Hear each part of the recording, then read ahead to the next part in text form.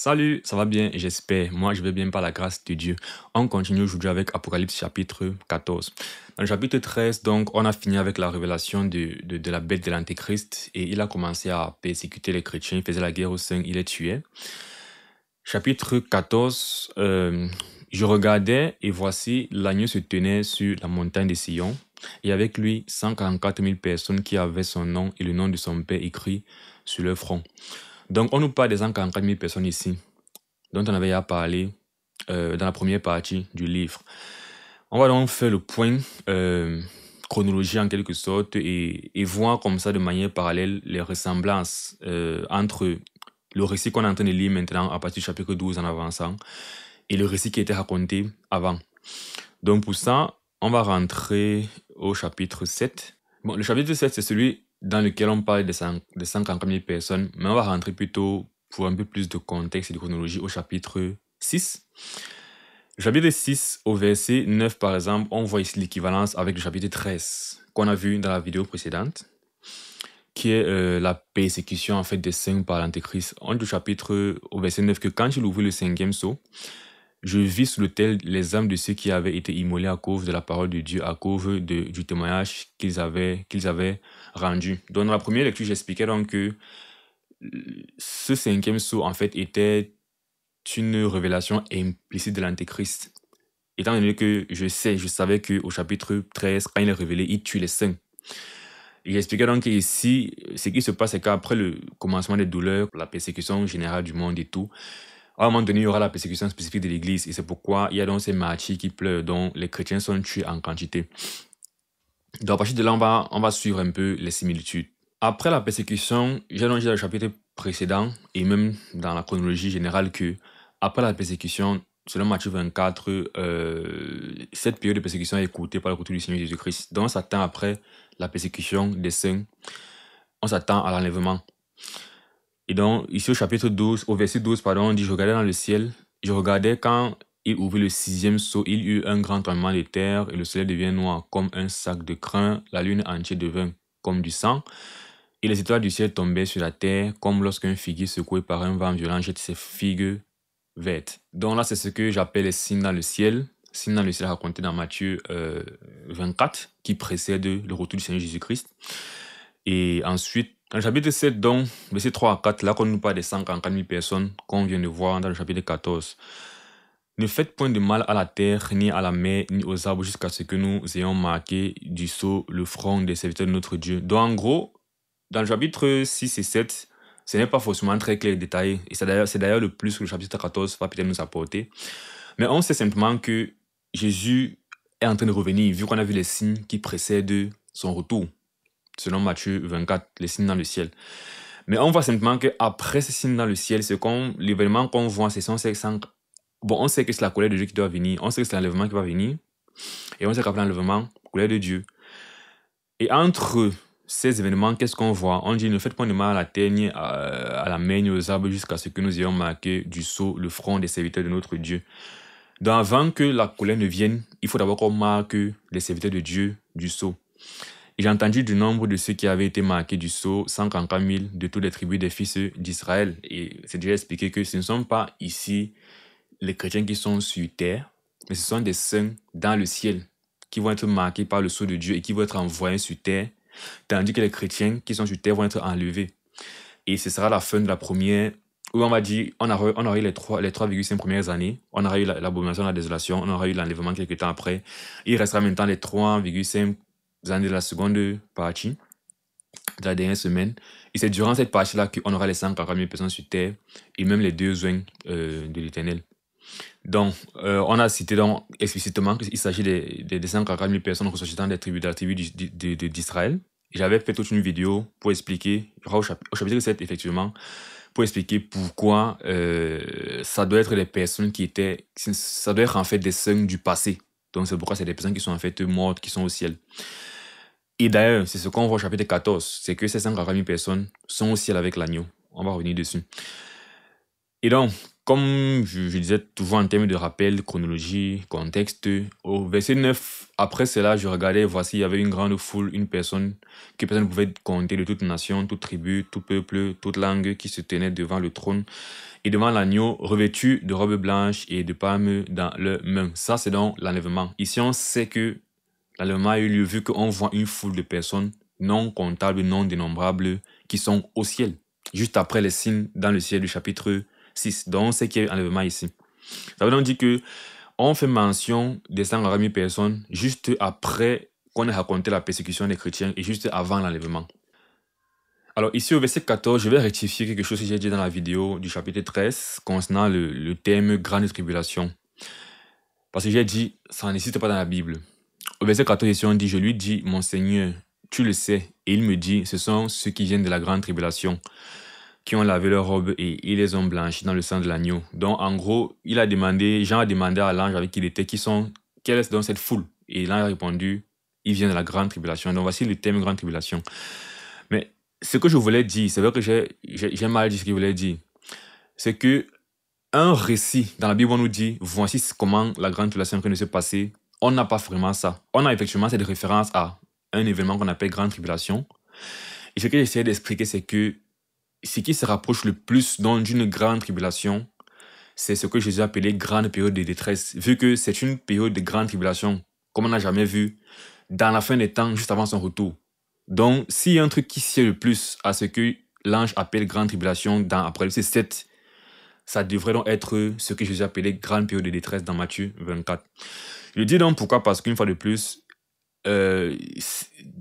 certaines personnes appellent autre chose de grande tribulation, notamment ce qui va se passer après l'enlèvement. Donc, puisqu'après, comme je suis en train de dire dans la chronologie, après ce sera la colère de Dieu qui va venir sur terre avec les 7 trompettes sonnées par les anges ici.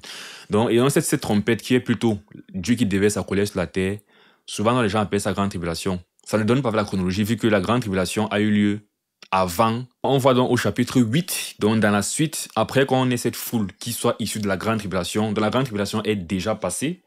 Chapitre 8 maintenant, au verset 2, on parle donc il dit, et je vis les 7 anges qui se tiennent devant Dieu.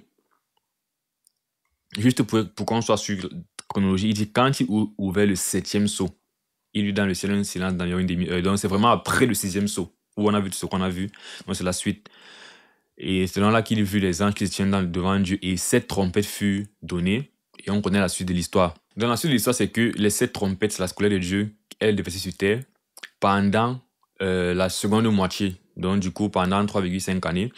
Et la preuve, je l'avais déjà dit dans la vidéo en question, mais je le redis ici. La preuve, on a des preuves, on a des éléments qui nous montrent que les 144 000 personnes sont sur la terre pendant que la colère de Dieu est déversée. Donc, et que les 2 zones sont également sur la terre pendant cette seconde moitié, en gros, de la dernière semaine.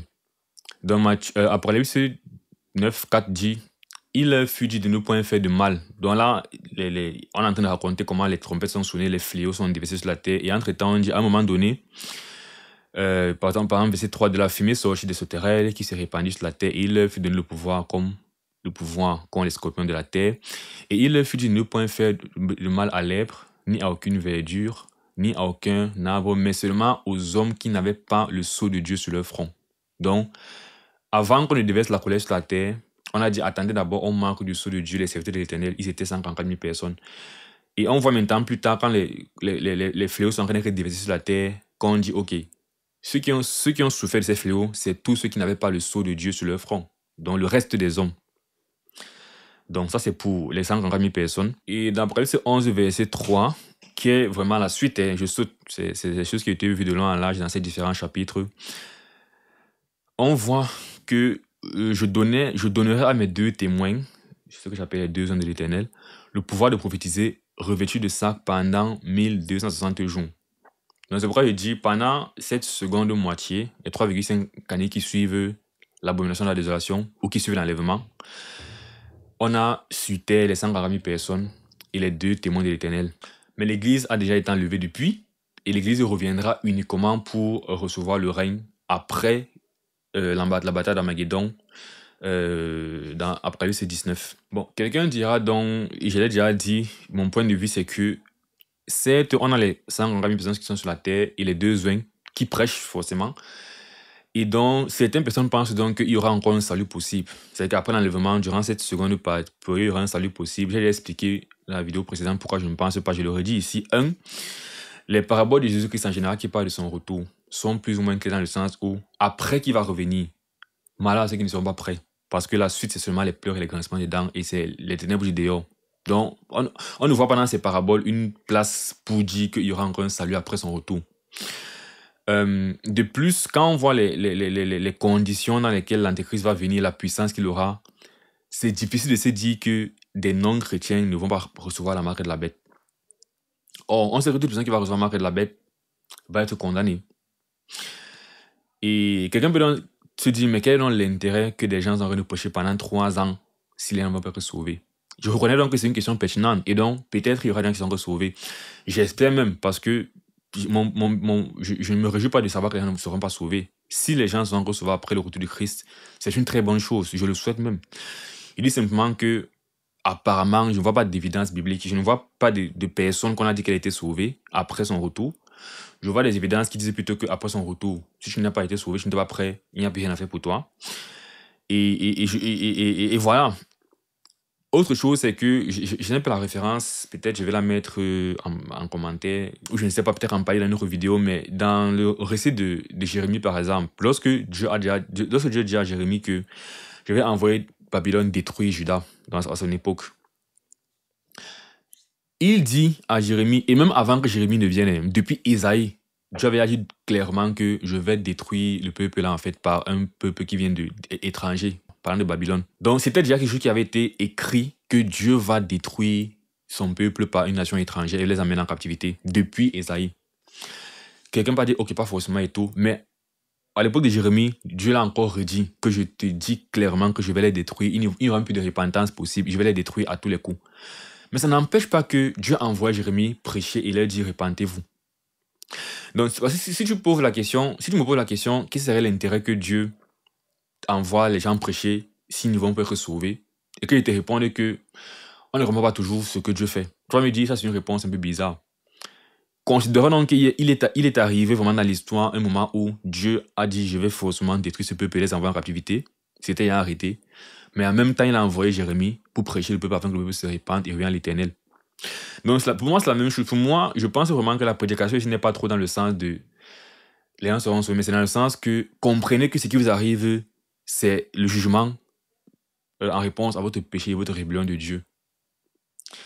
Et on peut aller dans le même sens. Quel serait l'intérêt de Dieu, en fait, d'envoyer les gens à l'enfer et de les tuer éternellement? Il peut seulement les détruire, non? Mais l'enfer, en fait, c'est un lieu de souffrance éternelle sans arrêt. Donc, pour dire que Dieu, dans sa colère, en fait, autant il est saint, autant il est bon, autant il veut qu'on participe à sa gloire et à son salut, autant quand on l'offense, on mérite aussi un châtiment et un rejet éternel. Donc, il n'est pas question d'un truc ponctuel. Il est question d'un truc où, pendant longtemps, tu es conscient et tu comprends que vraiment,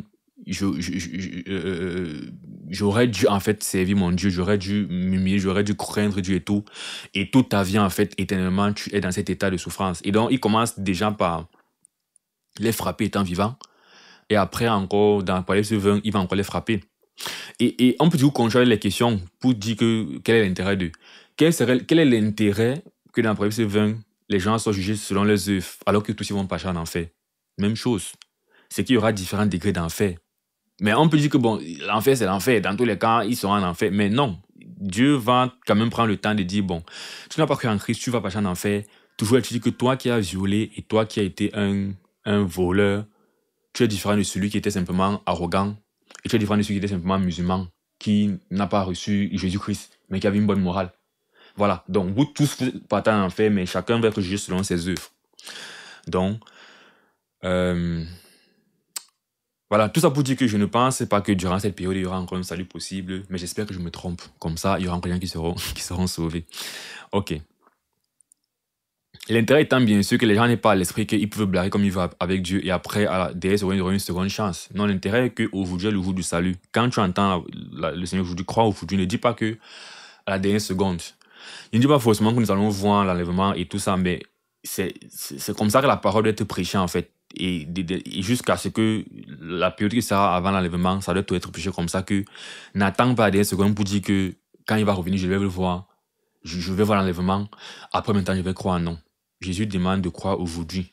Aujourd'hui est le jour du salut. Si tu entends savoir aujourd'hui, n'en dis pas ton cœur. On revient à la prise 14. En gros, on a vu les éléments qui se sont passés sur le plan chronologique dans la première histoire. Et si ce que j'ai dit depuis est vrai, on attend de voir la même séquence. On a déjà commencé à voir cette séquence en passant. On a déjà commencé à voir au chapitre 12, on a vu le dragon qui poursuivait la femme. Il n'a pas réussi à la détruire, il est parti poursuivre les enfants. Et au chapitre 13, on a vu la bête. Et après la bête, on a vu les chrétiens persécutés. Donc, on s'attend à voir quoi? J'ai dit, entre la persécution des chrétiens et l'enlèvement, on parle de 140 000 personnes. On a lu ça au verset 1.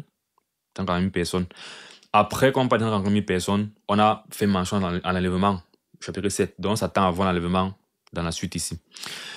Et j'ai entendu du ciel une voix comme un bruit de grosses eaux, comme un bruit d'un grand tonnerre. Et la voix que j'ai entendue était comme celle de joueurs de harpe, jouant de leur harpe. Et ils chantaient un cantique nouveau devant le trône. Et devant les 4 êtres vivants et les vieillards. Ils sont devant le trône. Donc, ceux-ci sont au ciel. Tandis qu'il y a des gens qui sont sur terre. Parce qu'au chapitre 13 qui vient de finir, l'Antéchrist est en train de faire la guerre aux saints. Les saints sont sur terre. On n'a pas parlé d'enlèvement, chapitre 13, chapitre 14. Hein? Mais on nous parle des 140 000 personnes qui sont au ciel. Et personne ne pouvait apprendre ce cantique si ce n'est les 140 000 qui avaient été rachetés de la terre. Donc, on n'a pas parlé d'enlèvement que le chapitre 13 qui est fini la dernière fois, le chapitre 14 qui vient de commencer. Mais on parle des gens qui ont été rachetés de la terre. C'est pourquoi ils disaient donc que les 140 000 personnes, en fait, ce sont des saints de l'Ancien Testament, les saints d'avant. Et pourquoi? Parce qu'on dit que ce sont ceux qui ne se sont pas souillés avec les femmes quand ils sont vierges. Ils suivent l'agneau partout où il va. Ils ont été rachetés d'entre les hommes comme les prémices pour Dieu et pour l'agneau. Dans leur bouche, ils ne savent point trouver de mensonges quand ils sont irrépréhensibles. Donc, il y a dans ce côté, ce sont les prémices de l'Éternel, ce sont les saints. Et dans Apocalypse 7, on a clairement cité que ce sont des ressortissants des 12 tribus d'Israël. Donc, ce ne sont pas simplement des chrétiens. Ce sont des Israélites, ce sont des saints israélites. Et le problème donc, et la raison pour laquelle c'est impossible que ça concerne la fin, que ce soit des saints qui seront juste là durant la grande tribulation, c'est parce que j'ai aussi expliqué dans le chapitre 7 que les Juifs, les Israélites qui sont là aujourd'hui, donc qui sont présents aujourd'hui, à l'heure que je parle en 2023, et on va continuer jusqu'à la fin des temps, il n'y a plus de ressortissants purs de Juda. Personne ne peut dire aujourd'hui que je suis ressortissant de Juda ou de Manassé ou de Ephraim, tout ça, parce qu'il y a eu, après la guerre judéo-romaine, quand ils ont été chassés même avant ça, déjà depuis la déportation en Assyrie par Israël, Israël a été éteinte. Donc, certaines tribus n'existent plus. Les seules tribus de sang pur qui sont restées, c'était la tribu de Juda, de Benjamin, Lévi et certains d'Ephraim et de Manassé. Donc déjà, c'est impossible d'avoir à la fin du monde 12 000 personnes qui reviennent de Zabulon, par exemple. Parce que Zabulon a été détruit en Assyrie. Et comme ça ne suffisait pas, Juda est parti en captivité à Babylone, ils sont revenus en Israël. Mais après la mort de Jésus-Christ, sa résurrection, il part au ciel, il y a le conflit judéo-romain, et qu'Israël est chassé d'Israël par les Romains. Ils sont éparpillés dans le monde. Donc aujourd'hui, ceux qui sont en Israël ne sont pas des sangs purs. Donc c'est impossible qu'à la fin du monde, il y ait 12 000 personnes qui ressortent des 12 tribus. Une fois de plus, ça, j'ai su détailler ça dans toute une vidéo de peut-être pendant 30 minutes. Donc, chapitre 7, il faut aller regarder. Mais, donc voilà. Ce sont donc c'est pourquoi ils disent donc que, comme on dit que c'est des gens qui étaient rachetés de Dieu, je dis donc que ce sont des saints qui sont morts depuis. Parce que je ne reviens plus sur ça, j'en ai parlé dans la vidéo du chapitre 7. Je vis un autre ange qui volait par le milieu du ciel, ayant un évangile éternel pour annoncer aux habitants de la terre et à toute nation, à toute tribu, à toute langue et à tout peuple. Il disait d'une voix forte, craignez Dieu et donnez-lui gloire, car l'heure de son jugement est venue, et adorez celui qui a fait le ciel et la terre et la mer et les sources d'eau. Et un second ange suivit en disant, elle est tombée, Babylone la grande, qui a abreuvé toutes les nations du vin de la fureur de son impudicité. Ici, il y a une mention de Babylone qui est tombée. Honnêtement, je ne sais pas trop ce que ça veut dire. Parce que plus tard, quand les 7 coupes de la colère seront en train d'être déversées, on parlera du jugement de Babylone plus tard, dans le chapitre 16, 17, je pense. Donc peut-être c'est une première chute juste naturelle où Babylone, parce que Babylone c'est une ville. C'est une ville, c'est une nation. Donc peut-être qu'il y a une première chute simplement dans le cours naturel des choses. Mais ce qu'on sait, c'est que dans le déversement de sa colère de Dieu plus tard, Dieu va personnellement s'occuper de frapper Babylone et de la détruire. Parce que, comme on dit, elle a brûlé toutes les nations du vin de la fureur de son éblouissement. C'est une ville en fait qui séduit les nations dans le péché. Et puis il y a des théories sur ce qu'elle ville c'est. Certains disent que c'est Rome, parce que Rome c'était le siège de l'église catholique, ou bien c'est son siège, et l'église catholique en fait est pleine d'idolâtrie, et voilà. Et avec le catholicisme en fait, ils amènent beaucoup de gens en fait dans le péché et tout. Personnellement, je ne vois pas je ne vois pas en quoi vraiment Rome abreuve les nations de l'impudicité. Il n'y a que cet aspect religieux du catholicisme qu'on peut dire que bon, elle égale les nations, mais quand on dit impudicité en général, je verrais plus des nations, des nations comme, ça peut être des nations occidentales, hein, comme surtout les États-Unis, qui sont impudiques. Si tu vois un peu tout ce qui est sexe, tout ce qui est mauvais, la mode et tout ça, l'Europe aussi, il y a des nations qui ont des cultures très impudiques, quoi. Donc, je vais dire, bref, c'est un mystère. On a dit c'est un mystère, donc je vais laisser le mystère tel qu'il est. Et on continue. Un troisième ange est suivi en disant d'une voix forte, si quelqu'un adore la bête et son image et reçoit une marque sur son front ou sur sa main, il boira lui aussi du vin de la fureur de Dieu, versé sans mélange dans la coupe de sa colère. Et il sera tourmenté dans le feu et le soufre devant les saints anges et devant les agneaux. Donc, on a vu ce chapitre 13 déjà, c'est que les nations de la terre devaient être éblouies quand la bête devait être blessée et elle devait être guérie et devait adorer le dragon et la bête. Donc on a vu ça que le monde va adorer le diable. Raison de plus pour laquelle je me dis, comment quand la bête sera là, il y a des gens qui ne seront pas chrétiens mais qui vont être sauvés après ça. Vu qu'il y a cette grande puissance et cette allégeance du monde en général et que même les élus, c'est de justesse qui ne vont pas être séduits par l'antéchrist. Donc il me dit toujours, comment est-ce que les gens dans ce contexte vont réussir à être sauvés encore?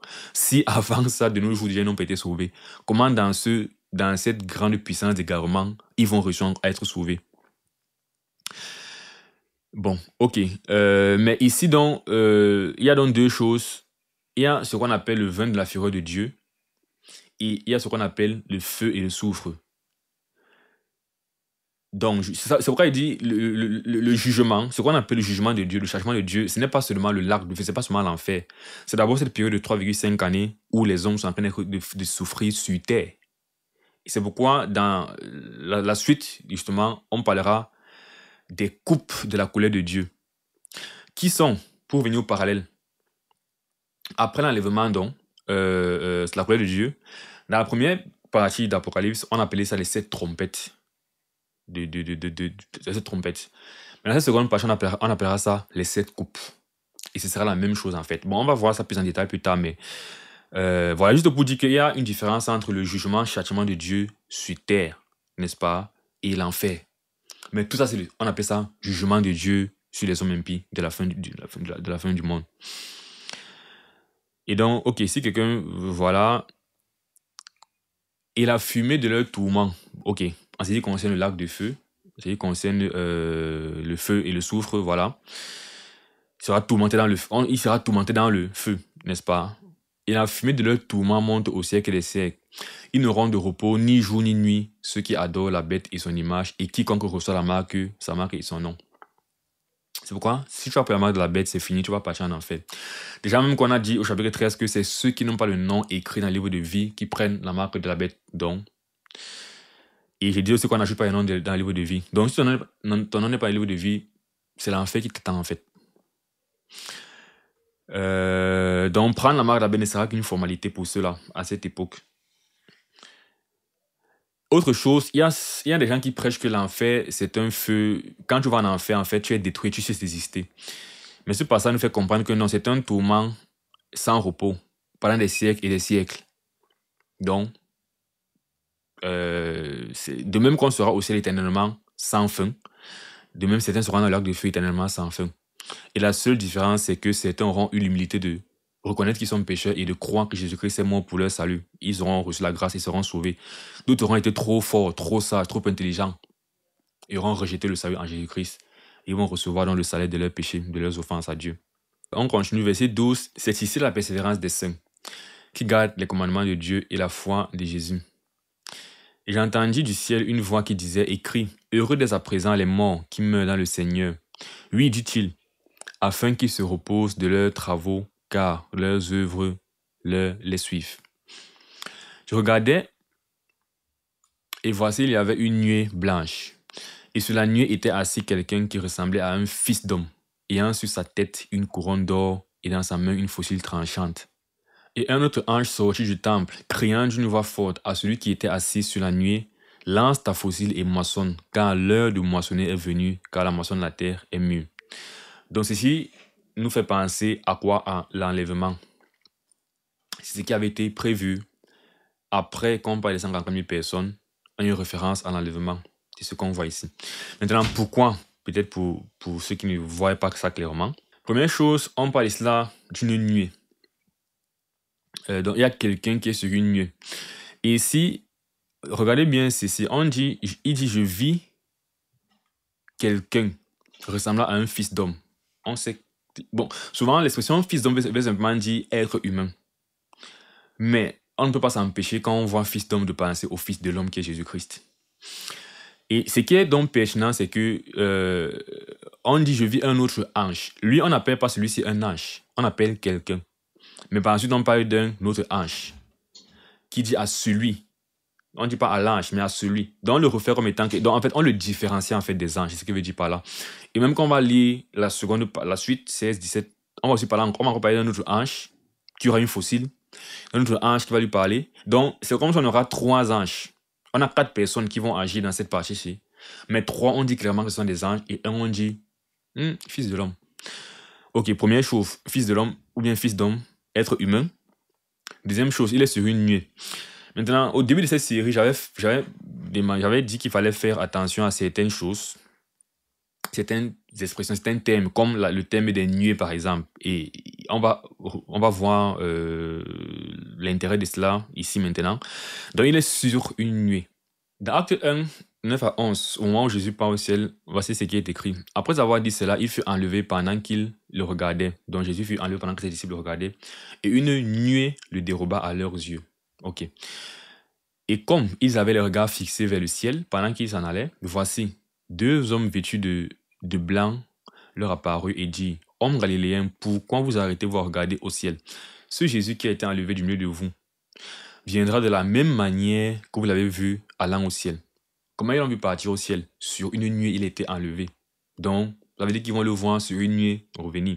Dans 1 Thessaloniciens 4, 16 à 17, toujours des passages, un passage en référence au retour du Seigneur, on dit, car le Seigneur lui-même a un signal donné à la voix d'un archange. Cette fois-ci, la voix d'un archange va nous servir pour la suite. Et au son de la trompette de Dieu, descendra du ciel, et les morts en Christ ressusciteront premièrement. Ensuite, nous les vivants qui sont restés, nous serons tous ensemble enlevés avec eux sur des nuées, à la rencontre du Seigneur dans les airs. Et ainsi, nous serons toujours avec le Seigneur. Donc, ok, ici, certes, on n'a pas dit que la personne est sur les nuées, mais de toutes les façons, la Bible, c'est un tout. On peut interpréter un Thessalonicien à la lumière de ce que Acte a dit. Donc, si dans Acte, on a dit qu'il revient sur les nuées, c'est que forcément, quand on dit le Seigneur sera dans les airs, ce sera sur les nuées, vu qu'on a dit qu'on va le voir revenir comme il est parti. Et il y a aussi les nuées qui vont aussi... Donc, c'est un peu comme si de la manière dont Jésus a été enlevé sur des nuées, on sera enlevé sur des nuées. Et il est enlevé sur des nuées, va revenir sur des nuées, et nous, on sera aussi sur des nuées, en train d'aller vers lui. On va le retrouver au ciel. Et by the way, je parle souvent du retour de Jésus-Christ, et puis je parle de son retour pour la bataille d'Armageddon, comme s'il y a 2 retours. Parce que je pense qu'effectivement, il y a 2 retours. Il y a ce premier retour, en fait, où effectivement, c'est dans les airs que le Seigneur vient. La plupart de ces types de retours, en fait, on mentionne le fait qu'on le voit dans le ciel. Dans Matthieu 24, on dit quoi? On voit son signe paraître dans le ciel. Le Fils de l'homme, les tribus de la terre se lamentent et tout ça. Matthieu 24 et Apocalypse 6. Les hommes le voient dans le ciel. Les hommes se lamentent. Et ensuite, même à 1 Thessaloniciens 4, on le retrouve dans le ciel. Et dans Apocalypse 1, pareil, c'est toujours dans le ciel que les hommes le voient et se lamentent et tout ça. Tandis que dans la bataille d'Armageddon, en fait, il revient et il fait la bataille, en fait. Il fait la guerre. Donc, ça veut dire qu'il revient, il arrive vraiment sur terre et il combat vraiment l'Antéchrist. Donc, c'est pourquoi je pense qu'il y a donc... Ce qu'on appelle l'avènement du Seigneur, c'est le premier retour. C'est quand il vient pour élever l'église. Il y a la résurrection et tout ça. Mais après ça, il y a encore un autre retour qui est vraiment quand il vient vraiment vaincre vraiment l'Antéchrist. Parce qu'une fois de plus, après son retour pour l'enlèvement, le règne de l'Antéchrist ne finit pas. Au contraire, les 3,5 années qui suivent, on appelle la terre le royaume de l'Antéchrist. Dans Apocalypse, je ne sais plus combien, il y a des trompettes, une des trompettes qu'on sonne, et puis on dit, il y a eu les ténèbres qui couvraient tout le royaume de la bête. Donc, c'est parce que ces 3,5 années, c'est vraiment, comme on a vu depuis le chapitre 13, il lui a été donné le pouvoir de faire la guerre et de vaincre les saints pendant 3,5 années. En fait, il a l'autorité sur la terre pendant 3,5 années. Et pourtant, au début de cette période, Jésus était revenu. C'est parce qu'il ne revient pas encore sur terre prendre le règne, il revient savoir enlever l'église. Après ces 3,5 années, il reviendra maintenant détruire l'Antéchrist. Ok. Donc, Apocalypse 1,7. La dernière référence dans un nuage, Apocalypse 1, verset 7. Donc, ça veut dire qu'il était annoncé. Et je me rappelle au premier chapitre, je disais bien ceci, c'est que l'apothéose du livre d'Apocalypse, l'événement le plus important de ce livre, en fait, c'est le retour du Seigneur Jésus-Christ. Ce premier retour, l'avènement pour lever l'église, c'est le plus important. Et il disait, si tu manques le retour de Jésus-Christ dans l'Apocalypse, tu as manqué le plus important dans l'Apocalypse. C'est pourquoi depuis le départ, je parle des événements qui sont des signes, comment on dit pathognomoniques en médecine, donc des signes vraiment clés qui marquent son retour. Je parle de quoi? L'abomination de la désolation. Il faut savoir parce que juste après ça, il revient bientôt. Et j'avais maintenant parlé des signes comme les nuées par exemple. Donc, verset 1 dit, voici, il vient avec les nuées. Il vient avec des nuées. Donc, dans le chapitre 1, Jean nous dit attention, voilà qu'il va venir avec des nuées. Et tout œil le verra, même ceux qui l'ont percé, et toutes les tribus de la terre se lamenteront à cause de lui. Comment ne pas coupler ça avec Apocalypse 6, où on a littéralement dit la même chose, que les tribus de la terre vont voir celui qui est assis sur le trône et l'agneau en colère, et ils vont se lamenter et dire tomber sur nous dans la panique, qui est exactement ce qui est dans Apocalypse dans Matthieu 24. Après le signe, après les périodes de détresse, on voit le signe du Fils de l'homme dans le ciel et les tribus de la terre se lamentent. Donc, me dit que Apocalypse 1, verset 7, c'est pas la même chose que Matthieu 24, c'est pas la même chose que Apocalypse 6, et c'est pas ce qu'on est en train de voir d'Apocalypse 14 avec un homme, un fils d'homme sur les nuées. C'est ça, pour moi, c'est vraiment très difficile en fait de me dire que tout ça n'est pas lié, c'est pas la même chose. Et bref, tout ça c'est pour dire que c'est la même chose et on parle ici du retour de Jésus-Christ de l'enlèvement. Or, on avait déjà vu dans la première partie qu'il y a eu l'enlèvement, on avait déjà vu les gens dans le ciel. C'est pourquoi il dit, on est en train de raconter la même histoire, mais sur un autre angle. Un autre ange sortit du temple, criant d'une voix forte à celui qui était assis sur les nuées. Lance ta fossile. Il disait donc que c'est intéressant parce que dans 1 Thessaloniciens 4, on dit le Seigneur va venir à la voix d'un archange et au son de la trompette. Ok, l'image n'est pas totalement similaire parce qu'ici il n'y a pas le son de la trompette, mais il y a quand même les nuées et il y a quoi? Il y a la voix d'un archange. Bon, ici il y a la voix d'un ange. Là, on a de la voix d'un archange. C'est quand même intéressant de voir ça, que c'est un archange qui... Bref, qu'on a mentionné vraiment ça. On aurait pu dire qu'il descend sur les nuées avec sa fossile et il vendage. On a dit la voix d'un archange. Et dans le même ordre, je vais quand même être humble et dire que toutes les similitudes ne sont pas toujours parfaites. Il y a des petits manquements. Mais quand on considère en fait la cohérence, la cohésion de toutes ces choses, on se dit, ça doit être ça. Je veux dire quoi par là? Dans les paraboles sur l'enlèvement, ce n'est pas Jésus lui-même en fait qui enlève, ce sont les anges qui moissonnent. Ici, c'est lui qui a la fossile. Ok, je peux toujours interpréter ça en disant que dans tous les cas, comme on va me le voir, on ne peut pas prendre ça de manière très littérale en fait, parce que on va voir dans la suite que les hommes vont être rassemblés, vont être pressés dans la cuve du vin et le sang va couler. Et c'est pas ce qui va se passer littéralement. C'est pas comme si les hommes littéralement vont être pris et vont être piétinés. Donc ce sont des symboles pour nous faire seulement penser à des événements. L'idée d'une moisson, à quoi ça renvoie dans la Bible, et Jésus en a parlé comme étant le moment où, on va voir ça maintenant, soit les incrédules sont rassemblés pour être détruits, soit les chrétiens sont rassemblés pour être sauvés. Donc c'est seulement pour nous faire penser à ça. Donc c'est pourquoi les analogies ne sont pas forcément très parfaites. Donc ici on parle des nuées, ici on parle des nuées, on parle d'un ange qui parle, donc on entend la voix d'un ange. Pareil, tandis on parle d'un archange, à la voix d'un archange, mais là-bas on a dit archange, ici on dit ange. Et là-bas on a dit au son de la trompette, ici il n'y a pas de son de la trompette. Donc dans Matthieu 13, 38 à 43, Jésus donne la parabole du blé et de l'ivraie, et puis donne l'interprétation de la parabole, et il parle un peu de la fin du monde. Alors, il dit, Celui qui sème la bonne semence, c'est le Fils de l'homme. Ok. Le champ, c'est le monde. La bonne semence, ce sont les fils du royaume. Et l'ivraie, ce sont les fils du malheur. Donc dans le monde, il y a les chrétiens et le reste, qui sont les enfants du diable. L'ennemi qu'il a semé, c'est le diable. La moisson, c'est la fin du monde. Donc on a le thème de la moisson qui apparaît. Ok. Les moissonneurs, ce sont les anges. C'est ce qu'il est en train de dire. C'est que ceux qui moissonnent, donc ceux qui viennent moissonner, ce sont les anges. Ce n'est pas Jésus en personne qui vient moissonner.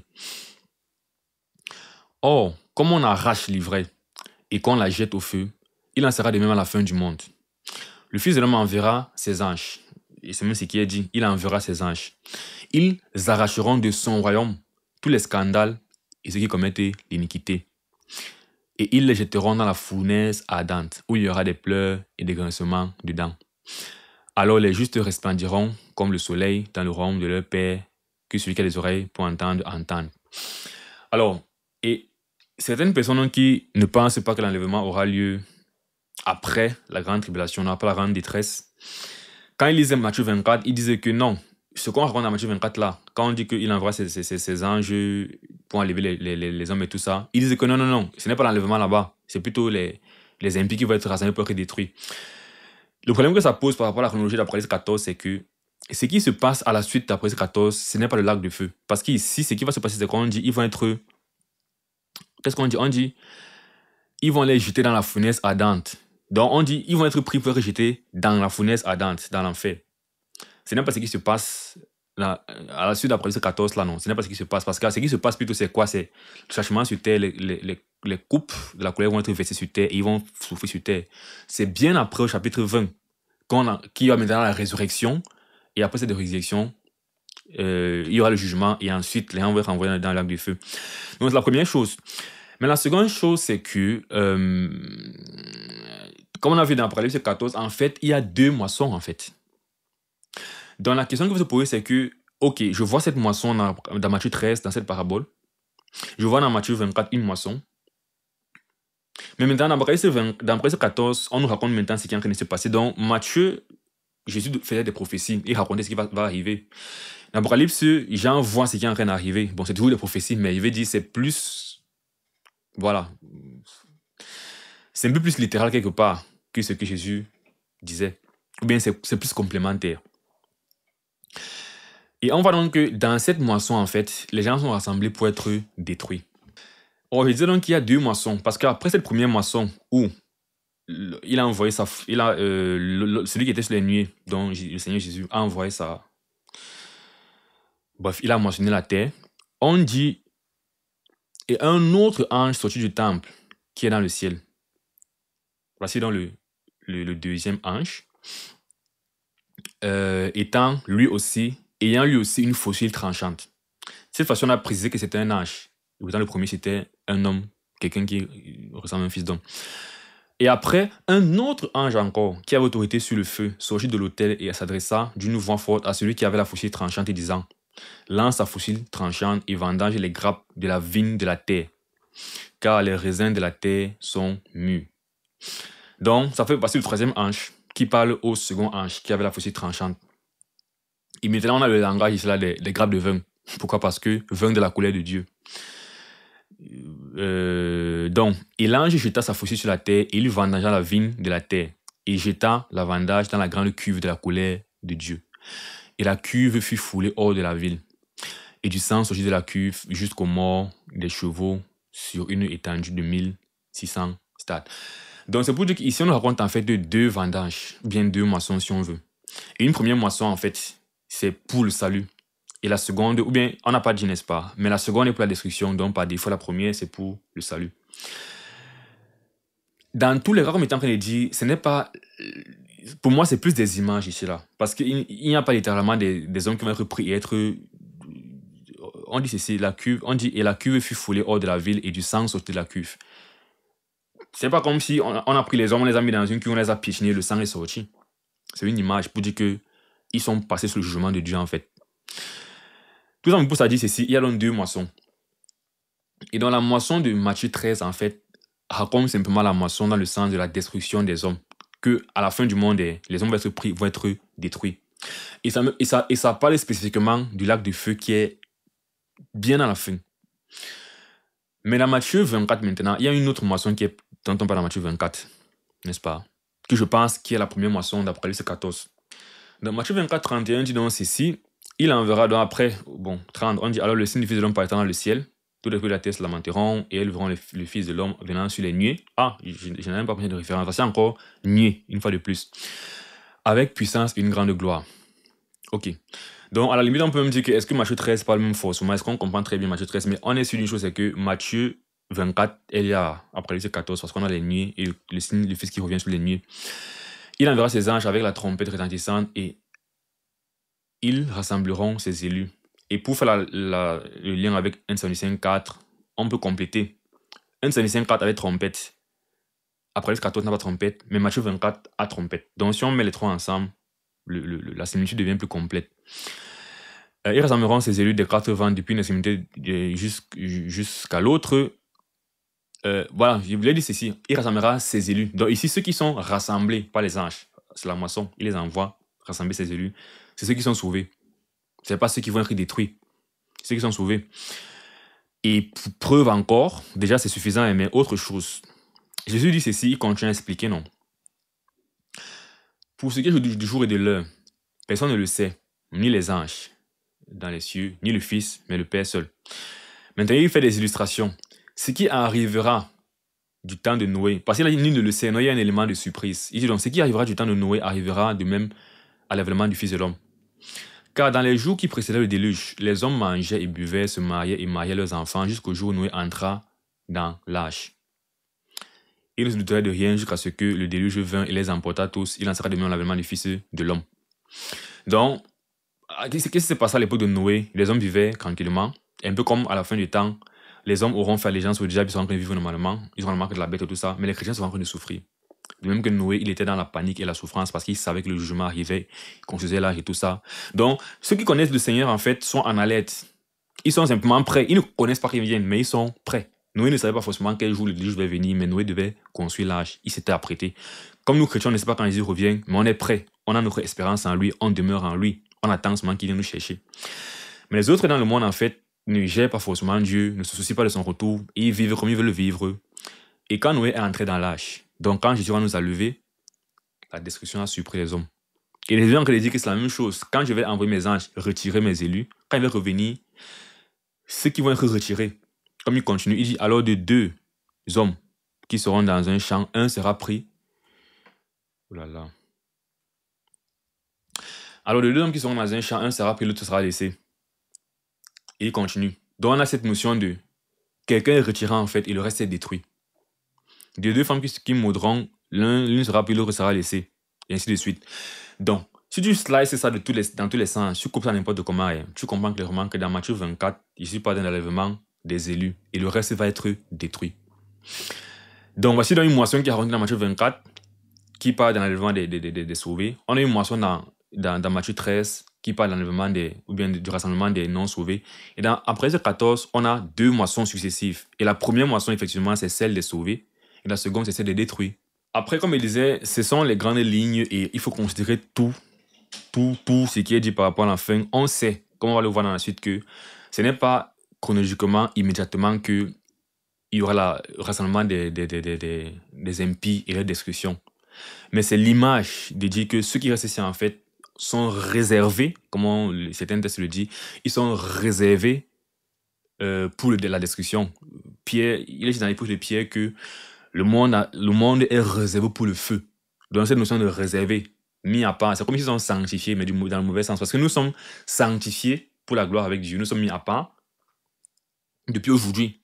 On n'est pas encore au ciel, mais nous sommes déjà mis à part pour régner avec le Seigneur. On revient sur la chronologie et les comparaisons. Donc on a effectivement vu que après la souffrance des saints, dans Apocalypse, on a eu le signe dans le ciel, on a eu la mention des 130 000 personnes, on a eu l'enlèvement, les trompettes ont été sonnées pour la colère. Dans la seconde partie, on a on a la bête qui est révélée, on a la souffrance des saints, il tue les saints. On a ensuite une mention au début du chapitre 14 des 140 000 personnes au ciel. Ici, on ne dit plus qu'ils sont marqués du sceau et tout, mais on avait déjà lu dans la première partie.